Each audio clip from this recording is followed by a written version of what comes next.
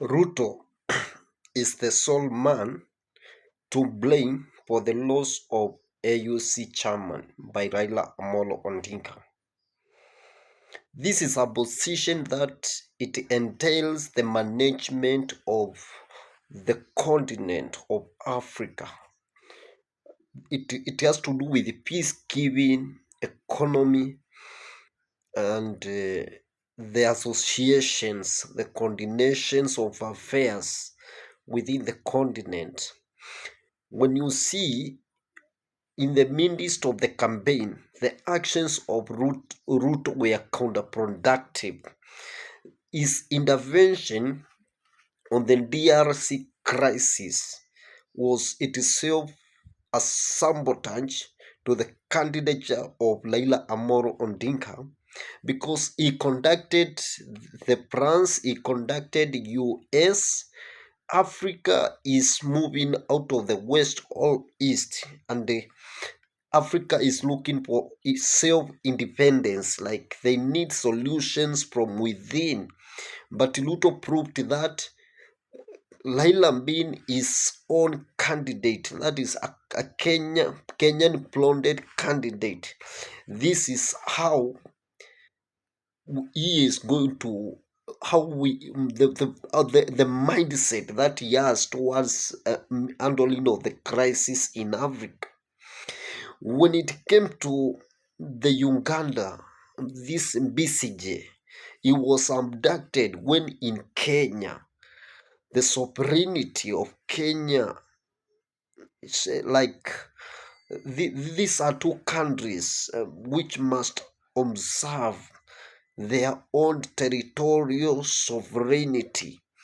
And also, when it comes to arrests and also extradition of people, it has to be a legal procedure. But Ruto also proved that Kenya does not understand and does not promote such. Today, Ruto is handling the crisis of Sudan within Kenya without the proper modalities and the logistics that are acceptable across. These are some of the things that, if you see, they indirectly costed Raila Odinga's candidature. And also the issues to do with his stand on Ukraine, his stand on Israel. Ruto has not been a straightforward person in terms of international relations. He indirectly messed up any sober-minded person, a president, or those who were voting could have listened, and that's they went round one, round two, and they must have had those engagement and listening out until they could unanimously agree that Laila is not an option except for the very few ESA leaders. So Luto is losing Kenya out of the map of Africa as the capital of Africa. And this is the risk we are facing today. A selfish, a self-centered, as long as it benefits Ruto, he goes for it at whatever cost.